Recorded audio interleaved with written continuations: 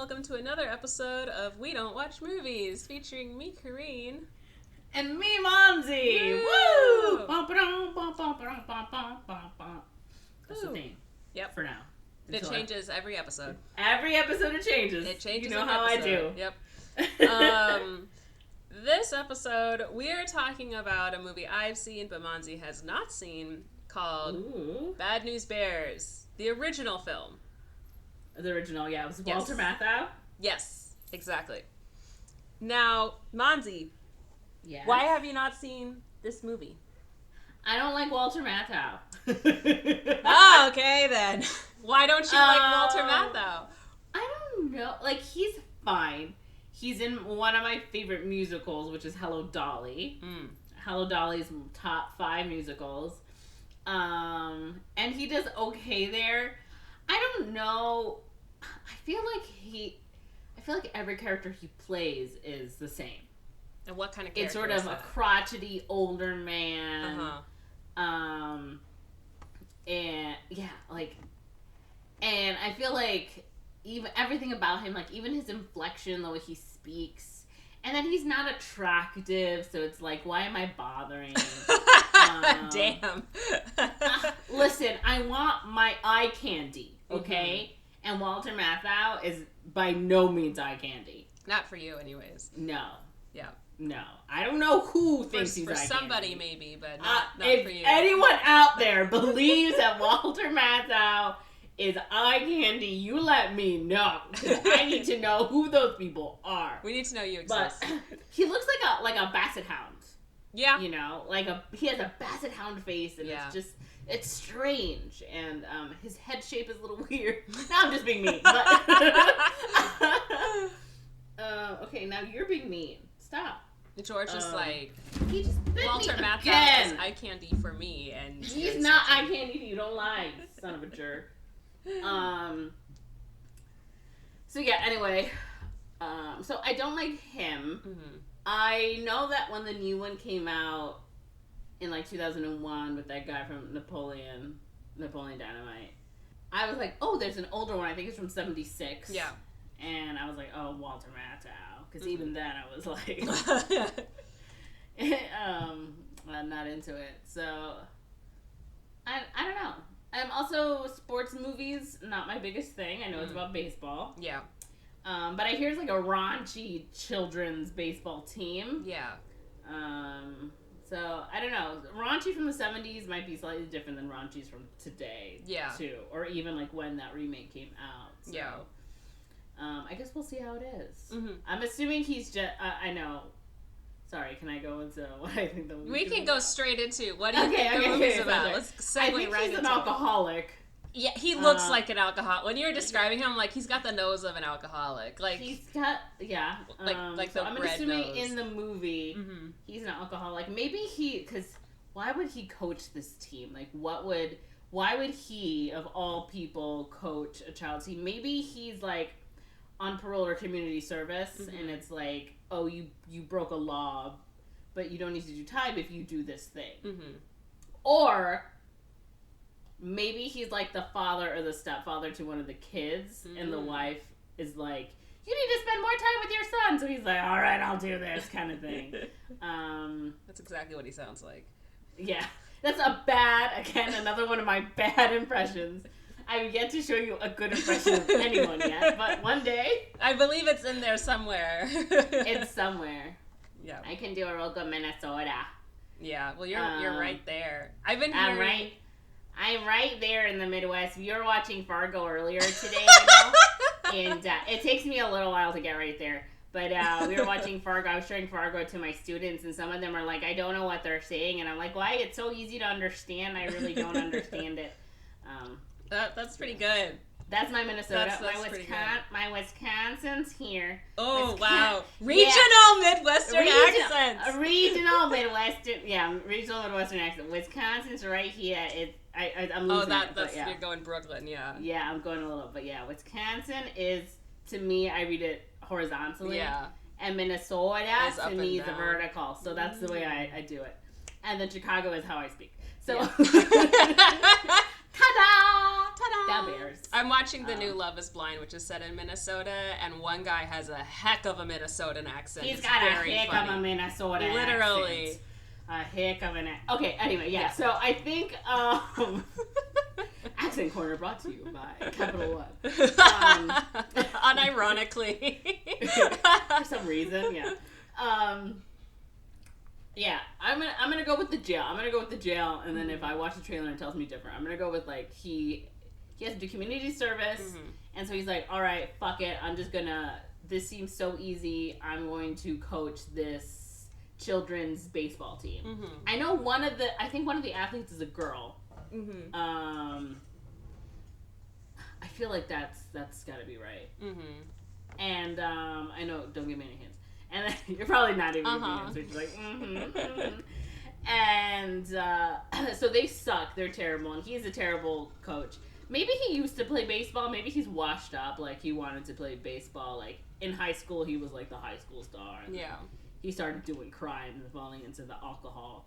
And he is like, all right, guys. And I'm assuming they have to get better somehow. So maybe after a couple of games, he's like, you know what? This sucks. I actually really like baseball. Let me instill some skill in you guys. And the kids are still terrible. Right. But at least they're trying. And I'm assuming they're going to lose each game. But maybe what happens to them is what happened to me in 8th grade, which was, for some reason, all the teams either like forfeited or lost or something happened and they ended up making it to like, to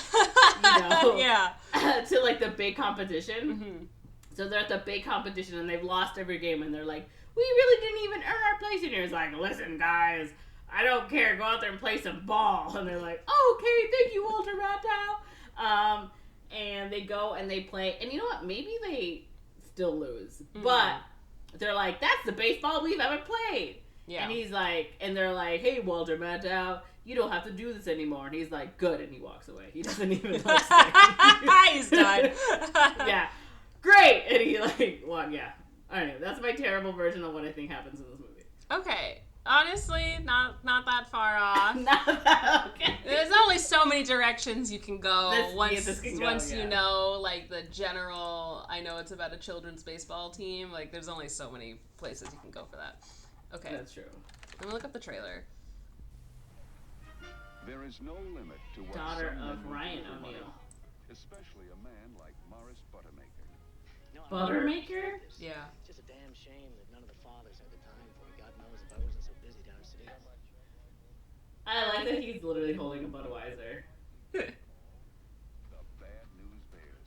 Oh my god. That's how I run with that. Oh. Reggie Tower, you can do this. Until Ogilvy. Even the little Hispanic kids are like, what the fuck? I know, they're so cute in the movie. Crotch. Cops, what are they called? Oh, that's his daughter? Yeah. Oh my god. Oh, yeah. I don't know if that line was in the movie. I don't remember that. He definitely, he says those words in a different context, but yeah. That was all of the slurs. Wow. What?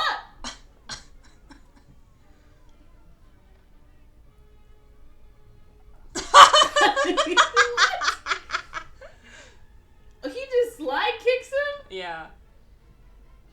He just kicked him in the crotch.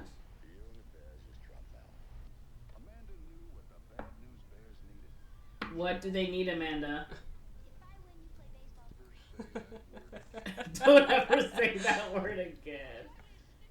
It's like I'm watching the whole movie. I know, I was going to say, this is basically the whole movie. Thanks for telling me. They have some wins, they get better.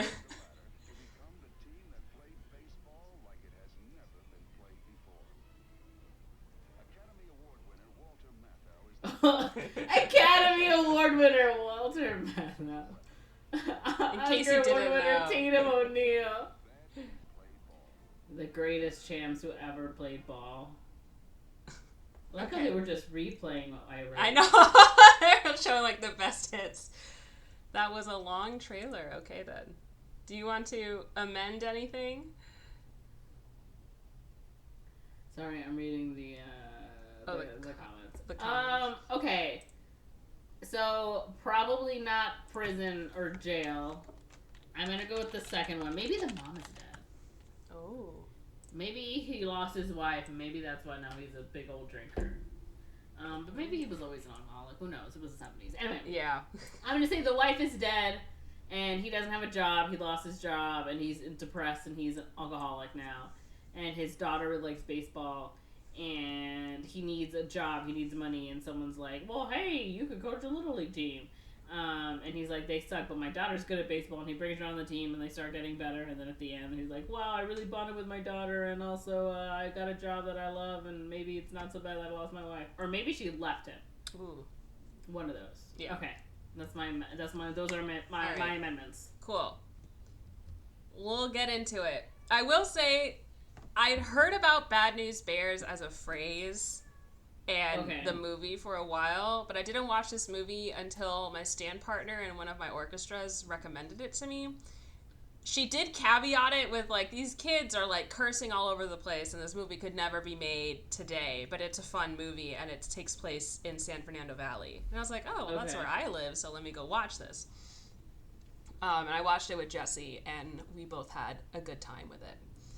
But, yeah, there's, as you heard in the trailer, a lot of racial slurs going on. Yeah, wow. These kids curse up a storm every which way, and this movie truly could not be made today. But I still enjoyed the movie. And I will say the use of the racial slurs is, like, it's very evident that the character that says it, it's, like, wrong. Like, he should not be saying it, and the other characters react in kind of, like, what, like, why are you calling me that sort of thing, you know? It's more like, this was the racism of the day, and it's being confronted, right? Okay. So I will just put that caveat there. But, anyways, the movie. 1976. Broken between us, George. Okay, sorry. You're good.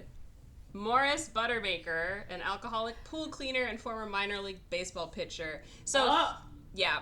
So I don't think there's jail or anything. He just, like, is secretly being paid by this lawyer to coach his son's youth baseball team. So they're like an expansion team. So there was, like, a whole settlement or whatever of, like, my kid can't play in the baseball team because of, like, where we live or something, like some income disparity or regional disparity, right?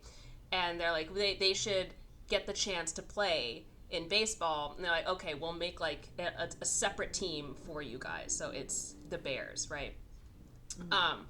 Yeah, so this is a settlement to a lawsuit brought against the league for excluding those players from other teams, whether because they're poor or, you know, two of the kids are Mexican, they can't speak English, or whatever reason. For some reason, they weren't allowed to play, and they're not good at baseball either. So they're like, okay, fine, we'll make your own team. We'll Title IX this. And the guy is brought in, and he's very just treating it as a job. He just wants the money. The lawyer's just kind of giving him, like, my son's on the team, so I'm paying you to coach. Like, you had baseball experience, so maybe you could coach them to actually be good, sort of thing, right? It's kind of this weird backwards sort of deal, right? And all the other teams don't like this team. They're like, yeah, you guys suck. We didn't want you guys on our team for a reason, etc. So, you know. Now, he starts coaching the boys, and they're all terrible. And hilariously so. There's, like, some where, like, they're athletic, but they're just uncoordinated, or, like, one kid really loves baseball and knows all the stats, but he's, like, terrible at actually playing it. And there's the two Mexican kids, they just straight up can't speak any English, so they don't know what's going on ever because no one can speak Spanish. And they're also, like, very, very young. They're, like, the two smallest kids on the team. There's, like, another weirdo kid that, like, always picks his nose and eats it or whatever that no one really likes. They just think he's gross. And then there's the really mouthy kid who straight up just says every single slur because those people are on the team. But then one of the kids who's Jewish is like, okay, well, we outnumber you, so what are you gonna do about it? Like, you really want to act like this when there's more of us than there are of you? And they, like, almost start fighting or whatever. And he's like, ugh. But the coach is, like, taking them around and, like, trying to help them. And he needs to find a sponsor for the uniforms. And he gets, like, the uniforms. I don't even remember who the sponsor was. It was some, like, stupid sponsor. And the kids are, like, helping him clean the pool. Because he has to, like, clean the pool, and he has them come over to help him. But then he finally brings, like, the shirts, and they're, like, I think they're yellow or something. It's, like, this weird color. And they're like, yay, we have shirts. He's like, here, you happy? And the thing is, like, the Wikipedia article is describing it as he makes little effort to help them. And, like, yeah, they don't really improve, but to me, when I was watching it, it seemed like he was kind of bonding with the kids, and the kids seemed to like him. It wasn't, like, A League of Their Own, where Tom Hanks is straight up just an asshole for, like... Yeah. And, like, not even engaging with the team. Like, he's engaging with the team. He's just like, I mean, they're kids. What do you want me to do about it? And he's, like, telling them about different stories, whatever. Like, the kids are involved. Like, they're bonding. They're... getting a connection, which I enjoyed. I was like, oh, that's kind of cute. He's you know, he's clearly good with children, even though he is playing the typecast gruff, crotchety old man. Like, you know, he's not like mean to them or anything. He's maybe not like super warm, but there's clearly a rapport being built. So they have their first game, and it's awful. They allow like 26 runs. And he finally... Oh my god! Yeah, they're terrible. 26 runs! They are terrible. I think this is the game where, like, you see them playing, and this is some of the funniest, like... Whenever I'm watching these kids playing, it is so funny, because I'm like, this is how little children play. Like, a lot of these sports movies, like, you see them bad, but you don't really see the, like... I feel like they don't push the envelope of how bad they are. Often it's like, they're talented, they're just uncoordinated or whatever. But no, these kids are atrocious. Like, they all, like, run, like, 5 kids run to try to catch the same fly ball, and they bump into each other, and then the ball just sits. And, like, it just feels like I'm actually watching children, because they are children. It feels like I'm watching a real Little League game. So it's so fun. Like, Jesse and I were just rolling, like, laughing. At the way these kids were playing. Like, you see the kid, like, try to throw the glove, like, the pitcher try to throw the glove at the guy running. It's so funny. So now the coach is kind of watching. He feels bad for them, and, like, the other team, like, they're like, yay, who do we appreciate? We appreciate the Bears because they let us win, you know, sort of thing. And now Matthau's like, okay, I'm going to try to actually get you guys a win, because I don't like how you guys are being treated. This is painful. No one's really having fun, you know. And, like, the whole team just kind of wants to quit, because they're like, what's the point of playing baseball anymore, et cetera, et cetera. And he's like, no. I'm going to get you better. I'm going to take this more seriously. So he starts actually seriously coaching them. So he teaches, like, hitting and fielding and sliding and all that. And... he also is like, I need some actually good players. So he goes to Tatum O'Neal, who is, like, sitting on the side of some road or whatever, selling maps to Hollywood. Like, she's kind of, like, on the off-ramp to Hollywood or something, and she's selling maps on the side of the road. Because I think she wants to go to, like, beauty school or something like that, even though this girl is, like, 11, 12, 13 years old. Yeah. But she's in this, like, tube top and skirt, whatever. Okay. I'm like, what's this bitch doing over here? Whatever. Clearly precocious. And she recognizes... What's this bitch doing over here? I'm like, why are you dressed like this? But she's selling her maps, right? She's hustling. She's all about that coin. Yeah, she's all about that coin. She's all about that coin. So she recognizes him, and it's because he used to date her mother. So she's not actually his daughter... But he used to date her mother, and they did have a bond. He taught her how to play baseball. He taught her how to throw. And then they broke up, and he, like, hasn't really been seeing her too much. But he's like, hey, I really need your help. These kids are hopeless, and you're, like, one of the best pitchers I know. Can you come help? And she's like, what's in it for me? And I think he, like... What's in it for me? He offers something. I think he offers to help her, like, pay for whatever or something like that. And she's like, okay, fine. So she agrees to do it. And she gets onto the team, and they're like, oh, a girl, but then she's, like, the best player on there. Like, she's clearly pitching. Yeah, but she's clearly good. Yeah, she's pitching them under the street, you know, like, and then when they put her in to play the games, they're like, oh, wow, like, now we actually have a chance, because if she pitches everybody out, then we win the game. You don't even have to worry about it, you know, so she's carrying the team.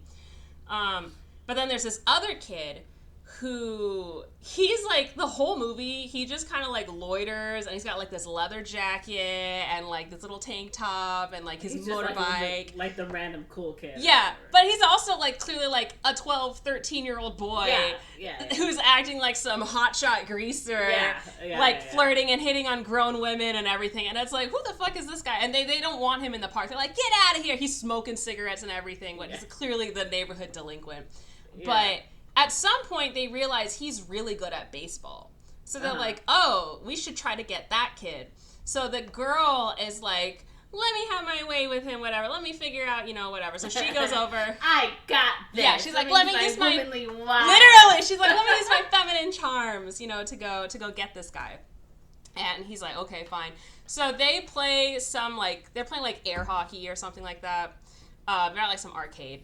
And she's trying to recruit him, and he's like, why should I do it? What do I care about those dipshits, whatever? And he also has, like, a pretty foul mouth, so there's lots of things he's saying that you would not say today, even if you were foul-mouthed.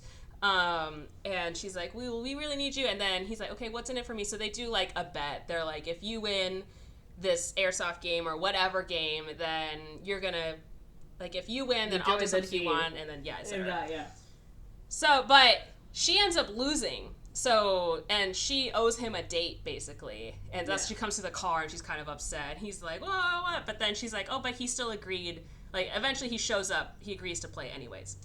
And he is genuinely also very good. He's good at, like, every position. He can hit, he can catch, etc. So between her and him, they're, like, the difference makers in the team. And they start actually winning because these two are making up for the rest of the team. Everyone else. Terrible. Exactly. There's also like a scene where the black kid, what's his name? It's like Ahmad.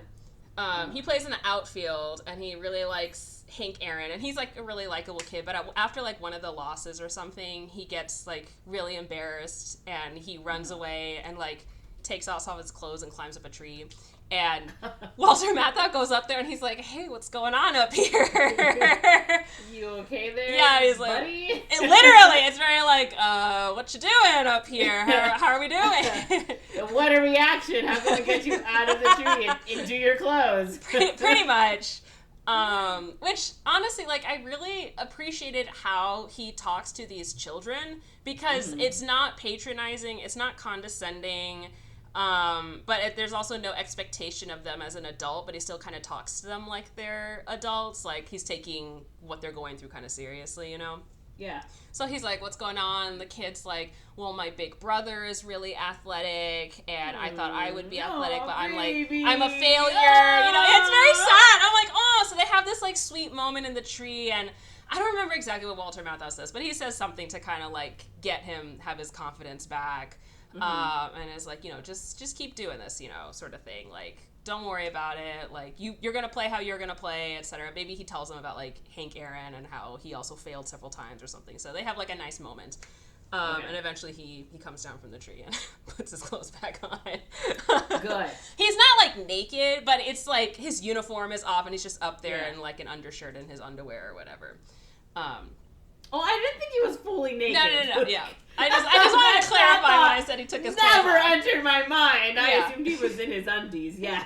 Okay. Yeah. He's also the fastest player. He's the fastest runner. Oh, he's a fast runner. Yeah. Okay. It's just like he doesn't hit well, he doesn't catch, he's just not good at that stuff, but he's the fastest runner. So he could just be the pitch runner. They teach him to bunt, so it's... Oh, okay, yeah. Yeah, so that's kind of the thing that they do. That's what's missing from professional baseball. They don't bunt anymore. Thank you. It's so boring. Bunts! Get some fucking action in there. I know! I think Jesse, I don't know, feel like Jesse should almost be here consulting because he's all about the baseball. But I think there's something about in the like background. right. I feel like he told me once that something like people don't like to see it or whatever because they think it's like boring or like the easy way out or whatever. But I'm like, I think there should be more. That was my strategy. No, because it's more boring if everyone's trying to get a home run. Yeah. Because then no one makes it on the mound or the plate or whatever. Like no one gets anywhere. Yeah. They don't hit the bases. Yeah. But if you like are doing, or you bunt, then like the ball gets to different places. Other people get to do things like, you know, there's more opportunities to make plays if you bunt. Yeah. Anyway. I don't know. And it's a good for someone who doesn't care about baseball, but I've seen enough baseball animes. Let me tell you, when it's bunt time, it's exciting as hell.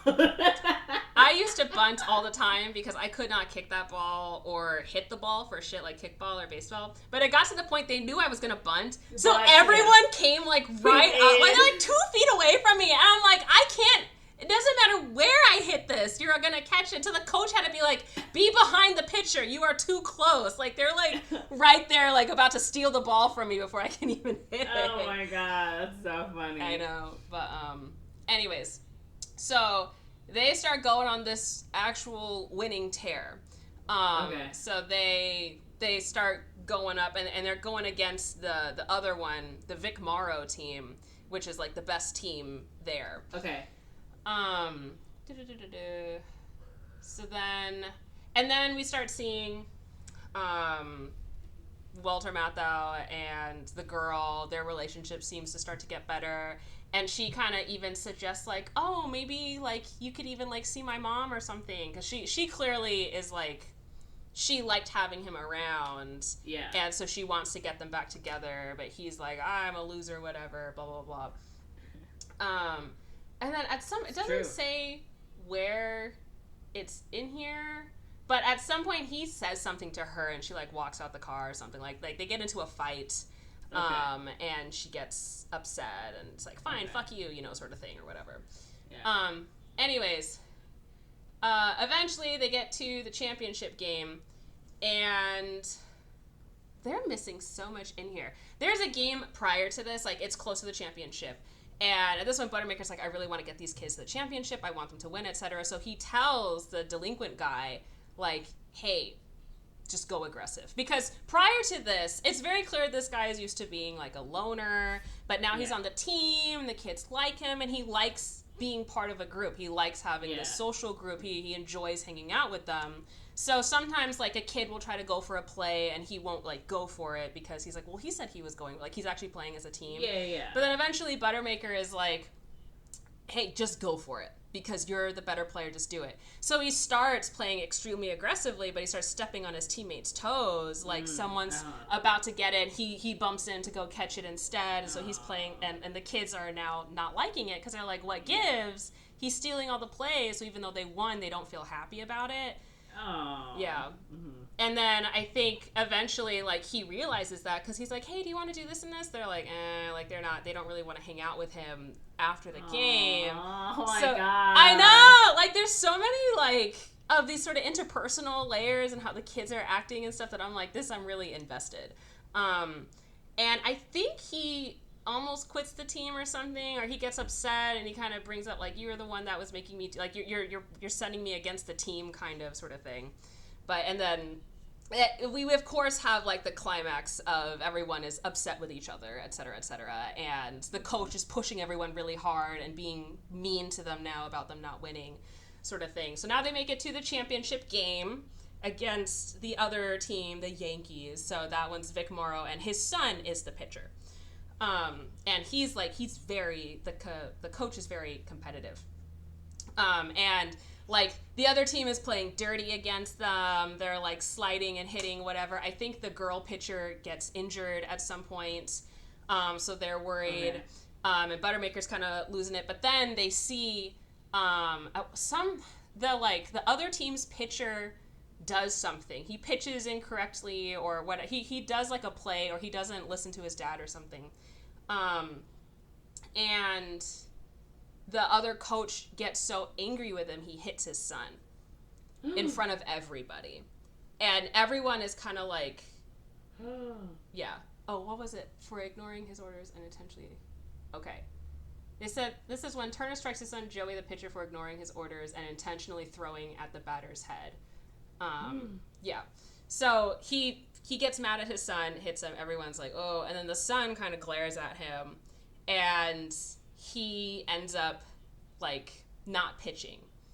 So like he pitches poorly, so that way the other team can like I think the bases are loaded or something like that. Like they have 2 people on the bases, so then he like pitches a ball or something, so they get the points. They said he holds on to a comebacker. I don't know what that means.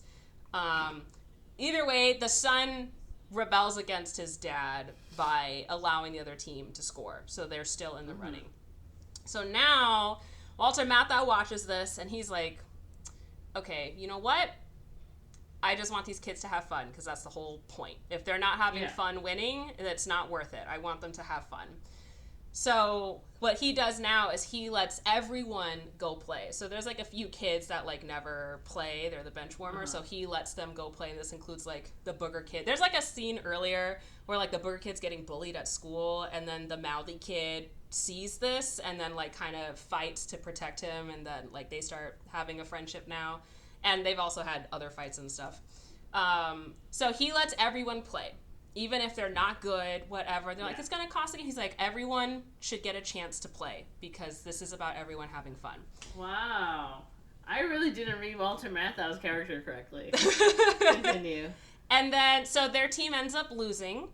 Of course. But they almost win. Like, they're very close to winning, but they still end up losing in the end. And after, like, their award ceremony, he gives all the team beer, and they're, like, pouring it on each other, etc. He gives them beer? Yeah, but they're not drinking it. They're just pouring it on each other's head. But you're gonna be sticky. You're gonna smell like beer. I know, beer it's so gross. Horrible. But he's giving it to them to be like act like, so they could act like they had won. You know, you did a great thing. I figure, but it's still just insane to me. I know. Like, I guess there's there's Gatorade. Gatorade is around in 1976. I think so. I think it was we see created in like Gatorade 1972 or something. No, it was invented in the 60s, 1965. When did Gatorade become popular? There we go.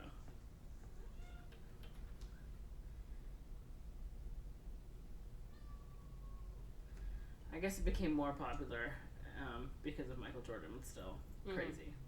All right. Yeah.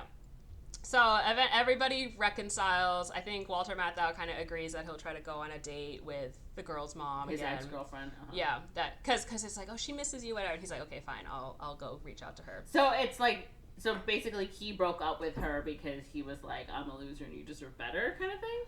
I don't remember, because otherwise, like, why would the mom agree and why would the daughter be like, why don't you come back? I think he just distanced himself and just kind of self-sabotaged and ended up leaving. Classic man. Yeah, I think that was the situation. But yeah, so now the kids, and then they're like yelling at the other team, like, "Ha, you guys suck," even though they won. So it's like, you know, you suck. We won. Who cares? They're like, shove your trophy up your ass, you know, like that's kind of the thing, sort of thing. And then that's the movie. Wow, this movie is surprisingly heartwarming. Right? I was expecting it to be full raunch. No, like, just everyone is terrible. But wow. Yeah. No, it really does play like a classic children's sports team movie, except, you know, that kid is saying spick and stuff. Sorry. I mean, you can say I felt like that was the only slur I could say as a Mexican American. No, you're allowed to say that one. Yeah, I was like, all the other ones are terrible. I'm like, that one I can say. But yes, as a reminder. No, it was. Yeah, like, the language is probably the raunchiest part. Yeah. But it still, again, kind of made sense to me. Because of the time and the characters, and it's never rewarded. It's like it's kind of like, oh my god, I can't believe this kid just said that. But then the other kids are like, okay, well, we outnumber you, so now what? You know, like, Yeah. you're right. Say it again, but see what happens. Exactly. It's like there's one of you and there's like 5 of us, like and Yeah. we're all taller than you. Like, you want to go, you know, sort of thing. Yeah. So, yeah, I'm reading about the characters because it says like the fun. There's like more stuff in there. It's been like a few months since I watched this movie. There's like some kind of back B plot. Like at one point, the lawyer kind of tells Walter Matthau like, okay, you don't need to keep coaching them anymore. Like, you know, either they're bad or they got the win or something. He's like, no, I'm going to see this through to the end, sort of thing. I'm gonna see this through to the end. I'm going to see this through to the end. When the kid that gets slapped, like his mom comes and like takes him home, like he literally walks out the field, like he just quits. He's like, I quit, I'm leaving. Yeah, I would and too. The dad just is watching, and the mom takes him, and and there's those kind of assumptions there, which it was pretty like. There's another part. I think he throws because he gets into a fight with Amanda, and I think he like throws his drink at her or something, which is also like, oh my god. I think they're in the dugout and he like throws a bottle or something, and that's like the big moment where she gets it's like, fine, fuck you, you know, sort of thing. But reading oh yeah, the trivia. Hold on, I'm reading about the trivia kids. throughout the film. Matthau is constantly drinking beer, but is seldom drinking the same brand. So they're saying he's drinking Budweiser, Miller High Life, Schlitz Kingers, Pabst Blue Ribbon, Lucky Lager, Mickey's Big Mouth, and Coors. That's funny. That is funny. Yeah. Let me see. Oh yeah, Amanda gets kicked in the chest at one point, and the boys like pick a fight with the other team. The kid that's like really the short kid that's super mouthy. He kind of realizes like he's bullying the like booger picking kid, but he realized when the other team starts picking on him, that's when he's like, oh, I'm just as bad as they are, you know, sort of thing. So let me not be that kind of person.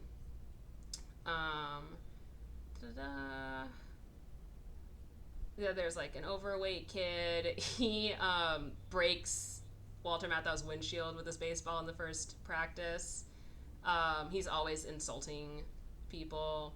There's Ogilvy, who's the bookworm. He's the bench warmer. He's the one that knows all the statistics, but he like never plays. And even when they try to put him out there, he's like, but if I play, we'll lose. And he's like, I still want you to play, you know. And then there's the son of the lawyer, who's like kind of the voice of the team. He's like the most level-headed of the kids. He's like very nice, and you know, he's like, oh yeah, you know, this is what they're thinking. Or he's the one that tells the coach like, we're thinking of quitting because of XYZ or whatever. Like he's the most polite one. The booger eating kid, he makes like a really good play in like the final game. He's like the worst player, but he makes like some play, and everyone's like, oh my god, yay, you did it. And he apparently knows how to make a martini. Oh my god. Yeah.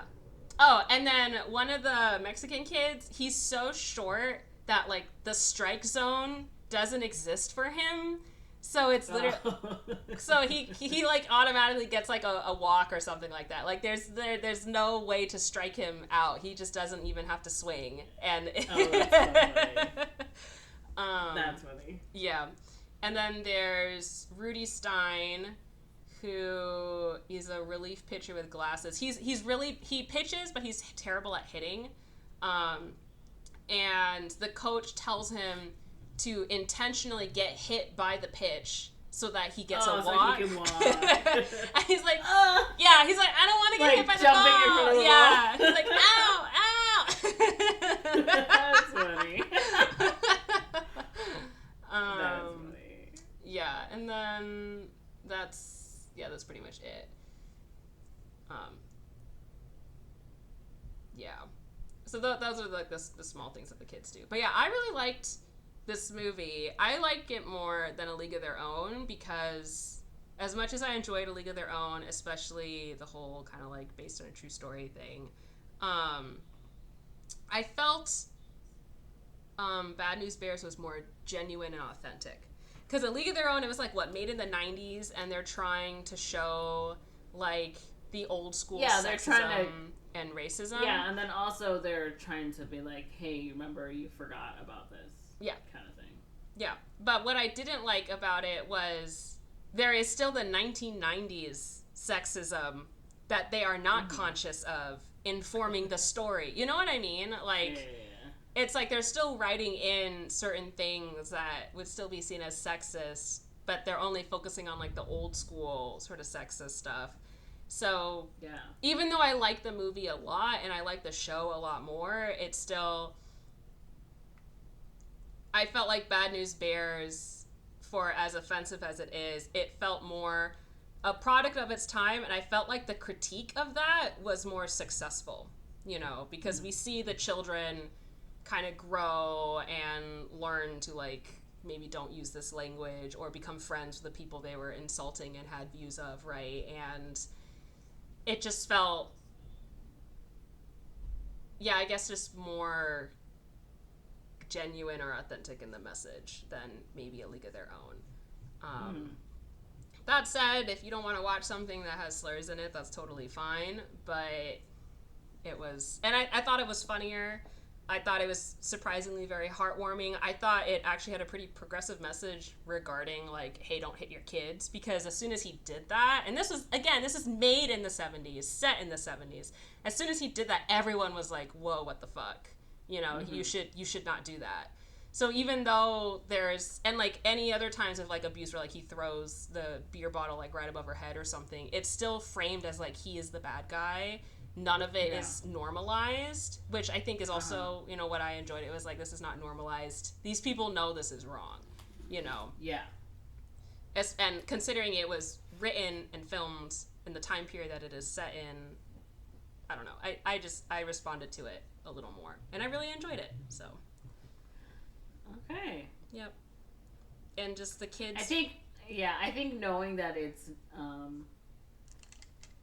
more heartwarming, I think makes sense that you enjoyed it, because when you were like, I watched Bad News Bears, I was like, really? Like, I don't know, because I've only sort of seen, I guess, like the clips, you know, the bad clips of like the foul language and things like that you had seen, like we saw in that trailer. So.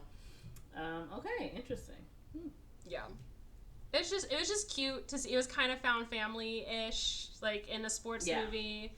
I thought everyone acted really well. And again, it was just some of the funniest bad baseball I've ever seen. Like children playing baseball. It literally looked like a Little League home video, just how these kids were falling over each other. It was so funny. And that also felt genuine, because little kids are like that. They still play like that today, you know? Yeah. So it was funny to see a bunch of kids that genuinely do not know how to play baseball. Being played by actual children, you know? Yeah.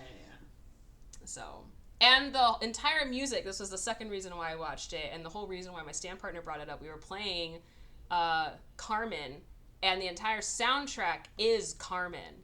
So it'll be like he's walking into, you know, the laundromat to try to get the sponsor, and they're playing like one of the Carmen pieces.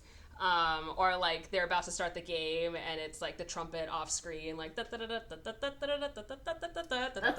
specific. Yeah, it's the entire, and it works really well, you know. Or like the ending is like the Toreador, like it's, which is very funny because it's like shot in fucking Canoga Park or something like that, like just straight up valley before it got poppin', and it's the music of Carmen, this beautiful opera, and it's these kids like these terrible kids, tripping over nothing. The juxtaposition of like, this is heightened art, and like, this is not. It's so funny. So yeah, I recommend it. I would give this movie a 4 out of 5 stars. 4 out of 5. Yep. Wow. What would you give this movie? I guess a 3 out of 5. I didn't hate it, but I am kind of interested, I guess, now more than I would have been otherwise. Yeah. So, yeah. It's a cute movie. Yeah. Cool. Well, don't even talk to me, George. I am so mad at you right now. I know there's a remake and a couple sequels. I'm not interested in those. There's a really young Jackie Earle Haley in this movie. He's the delinquent. I don't know who he becomes. Besides Jackie Earl Haley, but I don't know what he's in or anything about. I've never heard He's that not in name too before. many things, I think. Oh, he was in RoboCop, apparently. He was in The Dark Tower, Devil's Peak. Oh, he's been doing a bit more. He's in a lot of TV. You eat in 20 minutes. He's been in enough things. Let's put it that way. Okay. Oh, he played Freddy Krueger in the Nightmare on Elm Street remake in 2010. Oh, interesting. Okay, so he's a working actor. And he was Rorschach in Watchmen. Okay. Yeah. So he's been in well-known things. Yeah, he's still an actor. But yeah. He also says a bunch of slurs. I'm like, ah! He says the F slur at one point, and I'm like, you are like the fruitiest looking one here. Like, what are you talking about? But it was the 70s, a different time, I guess. Anyways. Was a different time indeed. Yeah. If you've watched this movie, let us know what you think about it. If you've seen the remake, also let us know. But yeah, Monze, where can they find us? Oh my god, so you can find us on Instagram at We Don't Watch Movies Pod. Mm-hmm. You can find me, Monze, on Instagram at Magic Monster. Mm-hmm. Monster. Yeah. And Corinne, hey, Corinne, what about you? What about me? Where can they find you? My bad, sorry. You can find me at Korean is Korean on Instagram. Woo! Woo! So thanks for listening, and we'll talk to you guys next time. Bye. Bye.